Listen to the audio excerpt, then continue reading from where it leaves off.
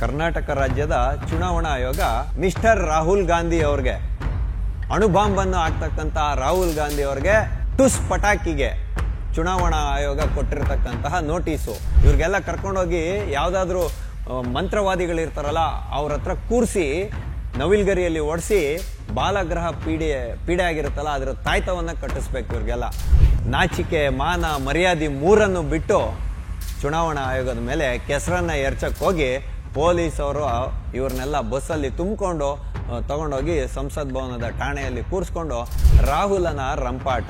ಚುನಾವಣಾ ಆಯೋಗ ಕಲಿಸಲೇಬೇಕು ಪಾಠ. ಟಿವಿ ವಿಕ್ರಮದ ಸಮಸ್ತ ವೀಕ್ಷಕರಿಗೆ ಆಟೋವಾಲಾ ಕಾರ್ಯಕ್ರಮಕ್ಕೆ ಆತ್ಮೀಯವಾದ ಸ್ವಾಗತ. ನಾನು ನಿಮ್ಮ ಜಯಂತ್ ಪಾಂಡೆ. ಸ್ನೇಹಿತರೆ, ಆಟೋವಾಲಾ ಕಾರ್ಯಕ್ರಮಕ್ಕೆ ನಾವಿಂದು ಆಯ್ದುಕೊಂಡಂತಹ ವಿಷಯ ರಾಹುಲನ ರಂಪಾಟ. ಚುನಾವಣಾ ಆಯೋಗ ಕಲಿಸಲೇಬೇಕು ಪಾಠ. ಹೌದು, ನಾನಿವತ್ತು ನಿಮ್ಮೊಟ್ಟಿಗೆ ಈ ವಿಷಯವನ್ನು ಹಂಚ್ಕೊಳ್ಳೋನಿದ್ದೀನಿ.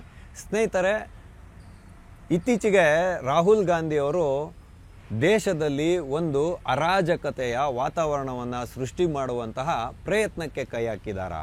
ಇವರು ಹೋದಲ್ಲಿ ಬಂದಲ್ಲಿ ಚುನಾವಣಾ ಆಯೋಗದ ಮೇಲೆ ಅಪಪ್ರಚಾರವನ್ನು ಮಾಡ್ತಾ ಇದ್ದಾರಾ ಅಥವಾ ಆಡಳಿತಾರೂಢ ಸರ್ಕಾರದ ಮೇಲೆ ಯಾವುದಾದ್ರೂ ಒಂದು ಕಪ್ಪು ಚುಕ್ಕೆಯನ್ನು ಇಡುವಂತಹ ಹುನ್ನಾರವನ್ನು ನಡೆಸಿದ್ದಾರಾ? ಇವರಿಗೆ ನಿಜವಾಗ್ಲೂ ಮತಗಳ್ಳತನದ ಕುರಿತು ನ್ಯಾಯ ಬೇಕಾಗಿದೆಯಾ ಅಥವಾ ಇವರು ಮಾಡುವಂತಹ ಆಪಾದನೆಗಳಿಂದ ನುಳುಚಿಕೊಂಡು ಬೇರೆಯದ್ದೇ ಒಂದು ಯಾವುದಾದ್ರೂ ಕೆಲಸ ಸಾಧನೆ ಮಾಡಿಕೊಳ್ಳುವಂಥ ಕಾರ್ಯಕ್ಕೆ ಇವರು ಕೈ ಹಾಕಿದ್ದಾರಾ? ಈ ಎಲ್ಲ ವಿಷಯನ ನಾನಿವತ್ತು ನಿಮ್ಮ ಮುಂದೆ ಸವಿಸ್ತಾರವಾಗಿ ವಿವರಿಸುವಂತಹ ಪ್ರಯತ್ನವನ್ನು ಮಾಡ್ತೀನಿ. ಆದರೆ ನಾವಿಲ್ಲಿ ನೋಡಬೇಕಾಗಿರೋ ವಿಷಯ ಏನು ಅಂತ ಹೇಳಿದ್ರೆ, ದೇಶದ ಜವಾಬ್ದಾರಿಯುತವಾದ ನಾಗರಿಕರಾಗಿ ಇದನ್ನು ಅರ್ಥಕೊಳ್ಳೋದು ಕೂಡ ನಮ್ಮೆಲ್ಲರ ಜವಾಬ್ದಾರಿ ಕೂಡ ಆಗಿರುತ್ತೆ. ಸ್ನೇಹಿತರೆ, 7ನೇ ತಾರೀಕು ರಾಹುಲ್ ಗಾಂಧಿ ಅವರು ಒಂದು ಪ್ರೆಸ್ ಮೀಟನ್ನು ಮಾಡಿ ಚುನಾವಣಾ ಆಯೋಗದ ಮೇಲೆ ಬೊಟ್ಟನ್ನು ಮಾಡಿ ತೋರಿಸಿದ್ರು. ದೇಶದಲ್ಲಿ ಮತಗಳ್ಳತನವನ್ನು ನಡೆಸುವುದರ ಮುಖಾಂತರ ನರೇಂದ್ರ ಮೋದಿ ಅವರ ಸರ್ಕಾರವನ್ನು ಅಧಿಕಾರಕ್ಕೆ ತರಲಾಗಿದೆ ಅನ್ನುವಂಥ ನೇರ ಆಪಾದನೆಯನ್ನು ಮಾಡಿದ್ರು.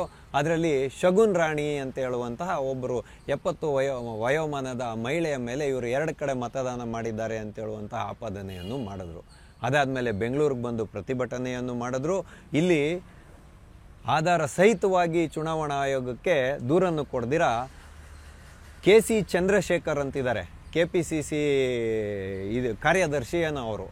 ಅವರ ಹೆಸರಲ್ಲಿ ಒಂದು ಮನವಿ ಪತ್ರವನ್ನು DK ಶಿವಕುಮಾರ್ ಅವ್ರ ಕೈಯಿಂದ ಮನವಿ ಪತ್ರವನ್ನು ರಾಜ್ಯ ಚುನಾವಣಾ ಆಯೋಗಕ್ಕೆ ಕೊಡಿಸುವುದರ ಮುಖಾಂತರ ನುಳ್ಚ್ಕೊಂಡು ಹೊರಟೋದ್ರು. ಅಂದರೆ ಇಲ್ಲಿ ಮತಗಳ್ಳತನ ನಡೆದಿರ್ತಕ್ಕಂಥದ್ದು ಅಧಿಕೃತ ದಾಖಲಾತಿಗಳು ಇವ್ರ ಹತ್ರ ಇದ್ದಾಗ ಇವರು ಯಾಕೆ ಅದನ್ನು ಕೊಡಲಿಲ್ಲ ಅನ್ನುವಂಥ ಪ್ರಶ್ನೆ ಬರುತ್ತೆ. ಆಮೇಲೆ ನಾನು ಇಂದಿನ ಸಂಚಿಕೆಯಲ್ಲೇ ನಿಮಗೆ ಸ್ಪಷ್ಟಪಡಿಸಿದ್ದೆ, ಸೋಮವಾರ ಒಂದು ದೊಡ್ಡ ನಾಟಕ ಮಂಡಳಿ, ಬೃಹನ್ ನಾಟಕ ಮಂಡಳಿ ಶುರುವಾಗುತ್ತೆ ದೆಹಲಿಯ ಸಂಸತ್ ಭವನದ ಮುಂದೆ. ತನ್ಮುಖೇನ ಇವರು ಹಾದಿ ರಂಪಾಟ ಬೀದಿ ರಂಪಾಟ ಮಾಡ್ತಾರೆ, ಚುನಾವಣಾ ಆಯೋಗದ ಮೇಲೆ ಕೆಸರನ್ನು ಎರಚಾಟ ಮಾಡ್ತಾರೆ. ಪ್ರಪಂಚದ ಅತಿ ದೊಡ್ಡದಾದಂತಹ ಒಂದು ಪ್ರಜಾತಂತ್ರ ವ್ಯವಸ್ಥೆಯ ಮೂಲ ಆಧಾರ ಸ್ತಂಭವಾಗಿರುವಂತಹ ಚುನಾವಣೆಯ ಮೇಲೆ ಕಪ್ಪು ಚುಕ್ಕೆಯನ್ನು ಇಡ್ತಾರೆ ಅಂತ ಅದು ಕೂಡ ನಡೆದೋಯ್ತು. ಹಾಗಾಗಿ ಸೋಮವಾರ 12:30ಕ್ಕೆ ನಿಮ್ಮ ದಾಖಲಾತಿಗಳ ಸಮೇತವಾಗಿ ಬಂದು ಚುನಾವಣಾ ಆಯೋಗಕ್ಕೆ ನೀವು ದೂರನ್ನು ಸಲ್ಲಿಸಬಹುದು ಅಂತ ಚುನಾವಣಾ ಆಯೋಗ ಸಮಯವನ್ನು ನಿಗದಿ ಮಾಡಿತ್ತು. ಆದರೆ ಈ ಇಂಡಿ ಮೈತ್ರಿಕೂಟದ ಗಮಂಡಿ ನಾಯಕರಿಗೆ ಮೈಯಲ್ಲೆಲ್ಲ ತಡಿಲಿಕ್ಕೆ ಆಗದೆ ಇರುವಂತಹ ಉರಿ. ಅದಕ್ಕೆ ಏನು ಮಾಡಿಬಿಟ್ರು ಅಂದರೆ, ಎಲ್ಲ ಇಂಡಿ ಮೈತ್ರಿಕೂಟದ ಎಲ್ಲ ರಾಜಕೀಯ ಪಕ್ಷಗಳು ಸೇರಿಕೊಂಡು ಸರಿಸುಮಾರು 200-275 ಜನ ಲೋಕಸಭೆ ಮತ್ತು ರಾಜ್ಯಸಭೆಯ ಸಂಸದರು ಎಲ್ಲ ಸೇರಿಕೊಂಡು ಅನುಮತಿಯನ್ನು ಪಡೆಯದೆ ದೆಹಲಿ ಪೊಲೀಸರ ಮತ್ತು ಸಂಸತ್ ಭವನದ ಒಂದು ಏನು ಠಾಣೆ ಇದೆ ಆ ಪೊಲೀಸರ ಅನುಮತಿಯನ್ನು ಪಡೆದೆ ಇವರು ಪ್ರತಿಭಟನೆಯನ್ನು ಮಾಡಲಿಕ್ಕೆ ಶುರು ಮಾಡಿದ್ರು. ಪ್ರತಿಭಟನೆ ಮಾಡಿದ್ದು ಸಾಲದೆ ಅಂತ ರ್ಯಾಲಿಯನ್ನು ಮಾಡೋಕ್ಕೆ ಶುರು ಮಾಡ್ತಾರೆ. ಅಂದರೆ ಏಕಾಏಕಿಯಾಗಿ 300 ಜನ ಹತ್ರ ಸಂಸದರು ಚುನಾವಣಾ ಆಯೋಗಕ್ಕೆ ಹೋಗದಂತೆ ಮನವಿಯನ್ನು ಕೊಡೋದಕ್ಕೆ. ಯಾಕೆ? ಒಂದೇ ಪಕ್ಷದಿಂದ ಒಬ್ಬರು ಅಥವಾ ಇಬ್ಬರು ಪ್ರತಿನಿಧಿಗಳಾಗಿ ತೆರಳಿ ಮನವಿಯನ್ನು ಸಲ್ಲಿಸಲಿಕ್ಕೆ ಸಾಧ್ಯ ಇಲ್ವಾ ಅನ್ನುವಂಥ ಪ್ರಶ್ನೆಯನ್ನು ಈ ರಂಪಾಟ ಮಾಡ್ತಾ ಇದ್ದಾರಲ್ಲ ರಾಹುಲ್ ಗಾಂಧಿ ಅವರು, ಇವ್ರ ಮುಂದೆ ಇಟ್ಕೊಬೇಕು. ಯಾಕೆ ಅಂತ ಹೇಳಿದ್ರೆ, ಒಬ್ಬ ಸಾಮಾನ್ಯ ಮನುಷ್ಯನಾಗಿ ನಾನು ನಿಮ್ಮ ಹತ್ರ ಒಂದು ವಿಷಯನ ಹಂಚ್ಕೊಳ್ಳೋಕ್ಕೆ ಪ್ರಯತ್ನ ಮಾಡ್ತೀನಿ. ನಾನು ಕೂಡ ಹೋರಾಟದ ಹಾದಿಯಿಂದನೇ ಬಂದಿರತಕ್ಕಂಥವನು. ಕಳೆದ 25 ವರ್ಷಗಳಿಂದ ನಾನು ಕೂಡ ದೇಶಕ್ಕಾಗಿ ಏನಾದರೂ ಸೇವೆ ಮಾಡಬೇಕು ಅಂತ ಹಲವಾರು ಮನವಿಗಳನ್ನು ಸಲ್ಲಿಸಿದ್ದೀನಿ. ಆದರೆ DC ಅವರಾಗಲಿ ಯಾವುದೇ ಒಂದು ಸರ್ಕಾರಿ ಕಚೇರಿಯಲ್ಲಿ ಹೋದರೆ, ಯಾವುದೇ ಸಂಘಟನೆ ಹೋಗಿದ್ರು ಕೂಡ ಅದರಿಂದ ಆಯ್ದಂಥ ಕೆಲವು 5 ಅಥವಾ 10 ಜನರಿಗೆ ಮಾತ್ರ ಅವಕಾಶವನ್ನು ಕೊಡ್ತಕ್ಕಂಥದ್ದು. ಇದು ಇಂಡಿ ಮೈತ್ರಿಕೂಟದ ಘಮಂಡಿ ನಾಯಕರಿಗೆ ಗೊತ್ತಿದೆ. ಆದರೆ ಇವರ ಉದ್ದೇಶ ಬೇರೆಯದ್ದೇ ಇರುವ ರೀತಿಯಲ್ಲಿ ಕಾಣ್ತಾ ಇದೆ. ಏನಾದರೂ ಮಾಡಿ ಒಂದು ಅರಾಜಕತೆಯ ವಾತಾವರಣವನ್ನು ಈ ದೇಶದಲ್ಲಿ ಸೃಷ್ಟಿ ಮಾಡಬೇಕು ಅಂತ ಹೇಳಿ ಬ್ಯಾರಿಕೇಡ್ಗಳನ್ನು ಹಾರುವುದರ ಮುಖಾಂತರ ಸಣ್ಣ ಮಕ್ಕಳು ಚಾಕ್ಲೇಟು ಬಿಸ್ಕೆಟ್ಗೋಸ್ಕರ ಹೆಂಗೆ ಕಿತ್ತಾಟವನ್ನು ಮಾಡ್ತಾರೋ, ಬಡಿದಾಟವನ್ನು ಮಾಡ್ತಾರೋ, ಹಠವನ್ನು ಮಾಡ್ತಾರೋ, ಆ ರೀತಿಯಾಗಿ ನಾಚಿಕೆ, ಮಾನ, ಮರ್ಯಾದೆ ಮೂರನ್ನು ಬಿಟ್ಟು ಚುನಾವಣಾ ಆಯೋಗದ ಮೇಲೆ ಕೆಸರನ್ನು ಎರಚಕ್ಕೆ ಹೋಗಿ ಪೊಲೀಸವರು ಶಾಂತಿಗೆ ಭಂಗ ಬರುತ್ತೆ ಅಂತ ಹೇಳುವಂಥ ವಿಷಯವನ್ನು ಇಟ್ಕೊಂಡು ಇವ್ರನ್ನೆಲ್ಲ ಬಸ್ಸಲ್ಲಿ ತುಂಬಿಕೊಂಡು ತಗೊಂಡೋಗಿ ಸಂಸತ್ ಭವನದ ಠಾಣೆಯಲ್ಲಿ ಕೂರಿಸ್ಕೊಂಡು ಆಮೇಲೆ ನಿಮ್ಮ ಸ್ಥಾನಗಳಿಗೆ, ಸ್ವಸ್ಥಾನಗಳಿಗೆ ತೆರಳಿ ಅಂತ ಬಿಟ್ಟು ಕಳಿಸಿದಂತಹ ನಡವಳಿ ನಿನ್ನೆ ನಡೆದೋಯ್ತು. ಇದು ಬಹು ಅನಿರೀಕ್ಷಿತವಾದಂಥ ನಡವಳಿ. ಈ ರೀತಿಯಾಗಿ ಆಗಬಾರ್ದಾಗಿತ್ತು. ಯಾವಾಗ ಇವರು ಶಗುನ್ ರಾಣಿಯವರ ಮೇಲೆ ಈ ರೀತಿಯಾದಂಥ ವಿವಾದಾತ್ಮಕ ಹೇಳಿಕೆ ಕೊಟ್ಟರೋ ನೋಡಿ, ಕರ್ನಾಟಕ ರಾಜ್ಯದ ಚುನಾವಣಾ ಆಯೋಗ ರಾಹುಲ್ ಗಾಂಧಿ ಅವ್ರಿಗೆ, ಮಿಸ್ಟರ್ ರಾಹುಲ್ ಗಾಂಧಿ ಅವ್ರಿಗೆ, ಅಣುಬಾಂಬನ್ನು ಹಾಕ್ತಕ್ಕಂತಹ ರಾಹುಲ್ ಗಾಂಧಿ ಅವ್ರಿಗೆ ಇಂದಿರಾ ಭವನದಲ್ಲಿ ಸೃಷ್ಟಿಯಾಗಿರ್ತಕ್ಕಂತಹ ಒಂದು ಟುಸ್ ಪಟಾಕಿಗೆ ಚುನಾವಣಾ ಆಯೋಗ ಕೊಟ್ಟಿರ್ತಕ್ಕಂತಹ ನೋಟಿಸು. ಇದರಲ್ಲಿ ಅವರು ಸ್ಪಷ್ಟಪಡಿಸಿದ್ದಾರೆ, ನೀವು ಶಗುನ್ ರಾಣಿ ಅಂತ ಹೇಳುವಂಥ ಮಹಿಳೆ 2 ಬಾರಿ ಮತದಾನ ಮಾಡಿದ್ದೀರಿ ಅಂತ ಹೇಳಿದ್ದೀರಾ. ಮತಗಟ್ಟೆಯ ಅಧಿಕಾರಿಗಳು ಕೊಟ್ಟಿರುವಂಥ ಮಾಹಿತಿಯನ್ನು ಆಧರಿಸಿ ನಾನು ಈ ರೀತಿಯಾದ ಆಪಾದನೆಯನ್ನು ಮಾಡ್ತಾ ಇದ್ದೀನಿ ಅಂತ ಹೇಳಿದ್ದೀರಾ. ಹಾಗಾಗಿ ನೀವು ಕೂಡಲೇ ಚುನಾವಣಾ ಆಯೋಗಕ್ಕೆ ಅಧಿಕೃತ ದಾಖಲಾತಿಗಳ ಸಹಿತವಾಗಿ ಬಂದು ದಾಖಲಾತಿಗಳನ್ನು ಸ್ಪಷ್ಟಪಡಿಸ್ತಕ್ಕಂಥದ್ದು ಅಂತ ಹೇಳಿದೆ. ಅದಾದಮೇಲೆ ಕೇಂದ್ರ ಚುನಾವಣಾ ಆಯೋಗ ಕೂಡ ರಾಹುಲ್ ಗಾಂಧಿ ಅವರಿಗೆ ನೋಟಿಸನ್ನು ಕೊಟ್ಟಿರ್ತಕ್ಕಂಥದ್ದು 10 ದಿನಗಳ ಒಳಗೆ. ಅಂದರೆ 10 ದಿನಗಳ ಒಳಗೆ ಇವರು ಆಧಾರಗಳನ್ನೆಲ್ಲ ತಗೊಂಡೋಗಿ ಚುನಾವಣಾ ಆಯೋಗದ ಮುಂದೆ ಇಡಬೇಕು, ಅಥವಾ ಅದು ಸಾಧ್ಯ ಆಗದೇ ಇದ್ದಂತಹ ಪಕ್ಷದಲ್ಲಿ ಬಹಿರಂಗವಾಗಿ ದೇಶದ ಜನರ ಕ್ಷಮೆಯನ್ನು ಯಾಚನೆ ಮಾಡಬೇಕು, ಅಥವಾ ನ್ಯಾಯಾಲಯಕ್ಕೆ ತೆರಳಿ ನ್ಯಾಯವನ್ನು ಯಾಚಿಸಬೇಕು ಅಂತ ಹೇಳುವಂಥ ಒಂದು ಸೂಚನೆಯನ್ನು ರಾಹುಲ್ ಗಾಂಧಿ ಅವರಿಗೆ ಕೊಟ್ಟಿರ್ತಕ್ಕಂಥದ್ದು. ಇದರಿಂದ ಬೆದರಿ ಹೋದಂಥ ರಾಹುಲ್ ಗಾಂಧಿ ಬಾಲಗ್ರಹ ಪೀಡೆ ಹಿಡಿದಿರುವಂಥ ಮಗುವಿನ ರೀತಿಯಲ್ಲಿ ಹಾದಿಯಲ್ಲಿ ಬೀದಿಯಲ್ಲಿ ರಂಪಾಟವನ್ನು ಮಾಡಿಕೊಂಡು ಪೊಲೀಸವರು ಬಸ್ಸಲ್ಲಿ ಕೂರಿಸಿದ್ರೆ, ಎಳ್ಕೊಂಡೋಗಿ ಬಸ್ಸಲ್ಲಿ ಕೂರಿಸಿದ್ರೆ ಈ ಮನುಷ್ಯ ಏನಂತ ಹೇಳ್ತಾ ಇದ್ದಾರೆ ಅಂದರೆ, ಇದು ರಾಜನೀತಿಯ ಒಂದು ಹೋರಾಟ ಅಲ್ಲ, ಇದು ಸಂವಿಧಾನವನ್ನು ಸಂರಕ್ಷಣೆ ಮಾಡುವಂತಹ ಒಂದು ಹೋರಾಟ. ಚುನಾವಣಾ ಆಯೋಗ ಇಲ್ಲಿ ಅಕ್ರಮವನ್ನು ಮಾಡಿದೆ. ಹಾಗಾಗಿ ನಾವು ಪ್ರಜಾತಂತ್ರ ವ್ಯವಸ್ಥೆಯನ್ನು ಉಳಿಸುವಂಥ ಪ್ರಯತ್ನವನ್ನು ಮಾಡ್ತಾ ಇದ್ದೀವಿ ಅಂತ ಹೇಳಿದ್ರೆ, ಇವರ ಸಹೋದರಿಯಾದಂಥ ಪ್ರಿಯಾಂಕಾ ವಾಡ್ರಾ ಅವರು ಚಪ್ಪಾಳೆಗಳನ್ನು ತೊಟ್ಕೊಂಡು ದೇಶದಲ್ಲಿರುವಂಥ ಎಲ್ಲ ಭಾಷೆಗಳಲ್ಲಿ, ಕನ್ನಡ, ತಮಿಳು, ಬೆಂಗಾಳಿ ಎಲ್ಲದರಲ್ಲೂ ಘೋಷಣೆಗಳನ್ನು ಕೂಗ್ಕೊಂಡು ಮೋದಿ ಮತ್ತು ಅಮಿತ್ ಶಾ ಇಬ್ಬರು ಕಾಯರ್ ಹೇ ಅಂತ ಹೇಳುವಂಥ ಘೋಷಣೆಗಳನ್ನು ಕೂಗ್ತಾ ಇರ್ತಕ್ಕಂಥದ್ದು. ಅಂದರೆ ಕೇಂದ್ರ ಸರ್ಕಾರ ಹೇಡಿ ಸರ್ಕಾರ ಅಂತ ಹೇಳುವಂಥ ಘೋಷಣೆಗಳನ್ನು ಕೂಗ್ಕೊಂಡು ಇವರು ಬೀದಿ ರಂಪಾಟ ಮಾಡಿರ್ತಕ್ಕಂಥದ್ದು. ಒಬ್ಬ ಮಾಜಿ ಮುಖ್ಯಮಂತ್ರಿಗೆ ಎಷ್ಟು ವಿಧವಾದಂಥ ಘನತೆ ಇರಬೇಕು ಅನ್ನೋದು ಕೂಡ ಗೊತ್ತಿಲ್ಲದೆ ಇರುವಂಥ ಅಖಿಲೇಶ್ ಯಾದವ್ ಅವರು ಪೊಲೀಸರು ಹಾಕಿರುವಂಥ ಬ್ಯಾರಿಗೇಟ್ಗಳ ಮೇಲೆ ಹತ್ತಿ ನಾಟಕವನ್ನು ಮಾಡ್ತಾರೆ ಅಂತ ಹೇಳಿದ್ರೆ ಇವ್ರಿಗೇನಾದರೂ ನೈತಿಕತೆ ಅನ್ನೋದು ಉಳಿದಿದೆಯಾ ಅನ್ನುವಂಥ ಪ್ರಶ್ನೆಯನ್ನು ಈ ಎಲ್ಲ ನಾಯಕರ ಮುಂದೆ ನಾವಿಡುವಂಥ ಕಾಲ ಸನ್ನಿಹಿತ ಆಯಿತು. ಆದರೆ ನಾವಿಲ್ಲಿ ನೋಡಬೇಕಾಗಿರುವಂಥ ಒಂದು ಅತಿ ಸೂಕ್ಷ್ಮ ವಿಷಯ ಈ ಒಂದು ಹೋರಾಟದ ಹಿನ್ನೆಲೆಯಲ್ಲಿ ಅಡಗಿದೆ ಅಂತ ಹೇಳ್ತಕ್ಕಂಥದ್ದು ಸುಸ್ಪಷ್ಟವಾಗಿ ಕಾಣ್ತಾ ಇದೆ. ಇದು ಏನು ಅಂತ ಹೇಳಿದ್ರೆ, ಇವಾಗ ಚುನಾವಣಾ ಆಯೋಗ ಸ್ಪಷ್ಟಪಡಿಸಿದಂತೆ ರಾಹುಲ್ ಗಾಂಧಿಯವರು ಒಂದು ಅಧಿಕೃತ ದಾಖಲಾತಿಗಳು ಏನೇನು ಇವ್ರ ಹತ್ರ ಇದೆ, ಸಾಕ್ಷ್ಯಗಳು, ಅದೆಲ್ಲವನ್ನು ಇಟ್ಟು ಚುನಾವಣಾ ಆಯೋಗದ ಮುಂದೆ ಪ್ರಶ್ನೆಯನ್ನು ಮಾಡಬೇಕು. ಅದನ್ನು ಕೂಡ ಚುನಾವಣಾ ಆಯೋಗ ಒಂದು ವಿಧಿಪತ್ರವನ್ನು ಕೊಟ್ಟಿದೆಯಲ್ಲ, ಅದರಲ್ಲೇ ಸೈನ್ ಮಾಡಿ ಕೊಡಬೇಕು. ನಿಮ್ಮ ಹೋರಾಟ ಸತ್ಯವೇ ಆಗಿದ್ದರೆ ನೀವು ಸೈನ್ ಮಾಡಿ ಕೊಡೋದಕ್ಕೆ ಏನು ಕಷ್ಟ ಅನ್ನುವಂಥ ಪ್ರಶ್ನೆಯನ್ನು ನಾವೆಲ್ಲರೂ ರಾಹುಲ್ ಗಾಂಧಿ ಅವ್ರ ಮುಂದೆ ಇಡಲೇಬೇಕಾಗಿದೆ. ಅದಾದಮೇಲೆ ಅದಾಗದೇ ಇದ್ದಂಥ ಪಕ್ಷದಲ್ಲಿ ದೇಶದ ಜನರ ಒಂದು ಕ್ಷಮೆಯನ್ನು ಯಾಚನೆ ಮಾಡಬೇಕು. ಆಗದೇ ಇದ್ದಂಥ ಪಕ್ಷದಲ್ಲಿ ನ್ಯಾಯಾಲಯದ ಮೊರೆ ಹೋಗಬೇಕು. ಈ 3 ಪಾಯಿಂಟ್ಗಳಿದೆ.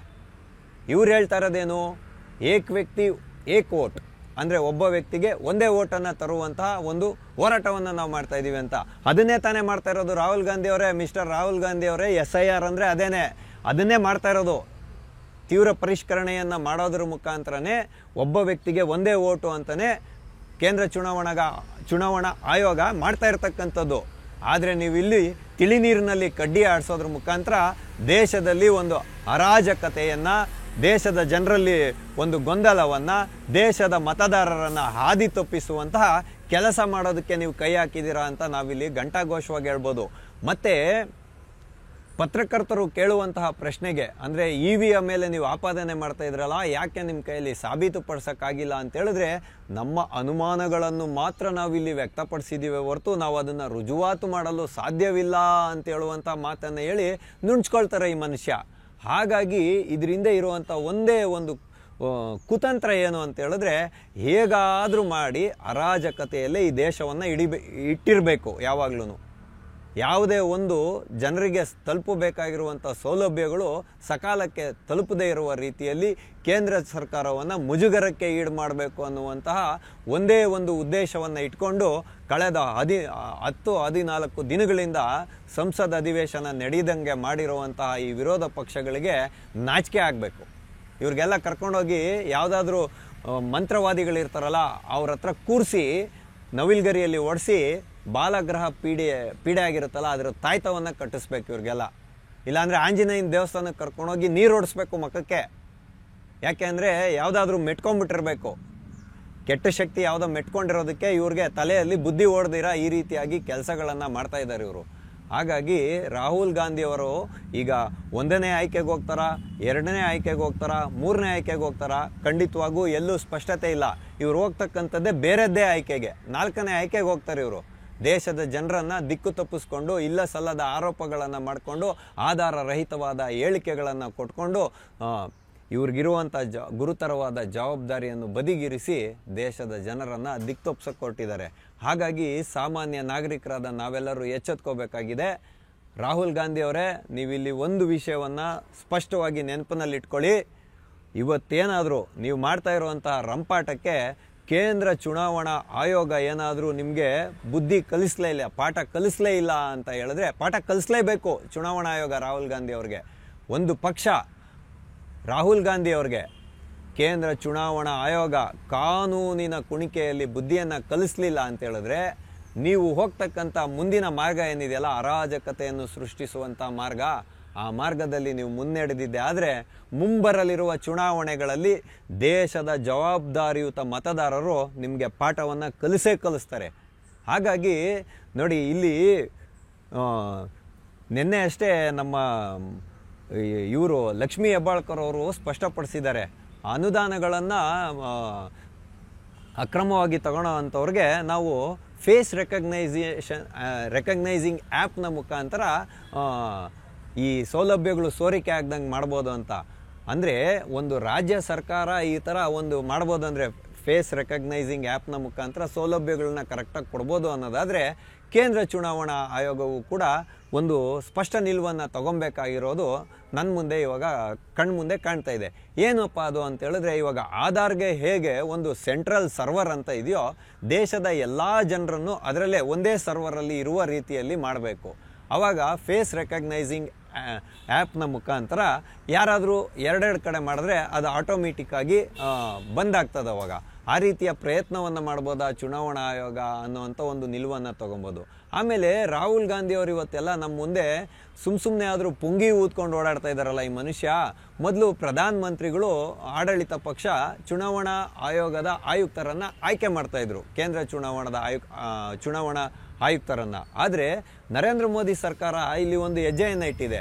ಗೃಹ ಸಚಿವರು, ವಿರೋಧ ಪಕ್ಷ ನಾಯಕರು, ಪ್ರಧಾನಮಂತ್ರಿಗಳಲ್ಲಿ ಸಮ್ಮತ ಮೂಡಿದಾಗ ಮಾತ್ರ ಕೇಂದ್ರ ಚುನಾವಣಾ ಆಯೋಗದ ಆಯುಕ್ತರನ್ನು ಆಯ್ಕೆ ಮಾಡುವಂಥ ಒಂದು ಪ್ರವೃತ್ತಿಯನ್ನು ಇವಾಗ ಮಾಡ್ತಾ ಇರ್ತಕ್ಕಂಥದ್ದು. ಆ ಒಂದು ರೂಢಿಗೆ ಇವಾಗ ಚಾಲನೆಯನ್ನು ಕೊಟ್ಟಿದ್ದಾರೆ. ಹಾಗಾಗಿ ರಾಹುಲ್ ಗಾಂಧಿ ಅವರು ಕೂಡ ಸಹಿ ಮಾಡದೆ ಚುನಾವಣಾ ಆಯುಕ್ತರು ಅಧಿಕೃತ ಆಗಲ್ಲ. ಇವರು ಅದನ್ನು ಮಾಡಿಬಿಟ್ಟು ಬಂದು ಹೊರಗಡೆ ಈ ರೀತಿಯಾಗಿ ತಿಪ್ಪೆ ಸಾರಿಸೋವಂಥ ಕೆಲಸವನ್ನು ಮಾಡ್ತಾರೆ. ಈ ಒಂದು ವಿಷಯ ಇಲ್ಲಿ ಅಡಗಿದೆ. ಆಮೇಲೆ ಅನಧಿಕೃತ ಮತದಾರರನ್ನು ಗುರುತಿಸಲಿಕ್ಕೆ ಇವತ್ತು 2 ವಿಧವಾದಂಥ ಸವಾಲುಗಳು ಕೇಂದ್ರ ಸರ್ಕಾರದ ಮುಂದೆ ಇರತಕ್ಕಂಥದ್ದು. ಮಾಡಲಿಕ್ಕೆ ವಿರೋಧ ಪಕ್ಷಗಳು ಬಿಡೋದಿಲ್ಲ.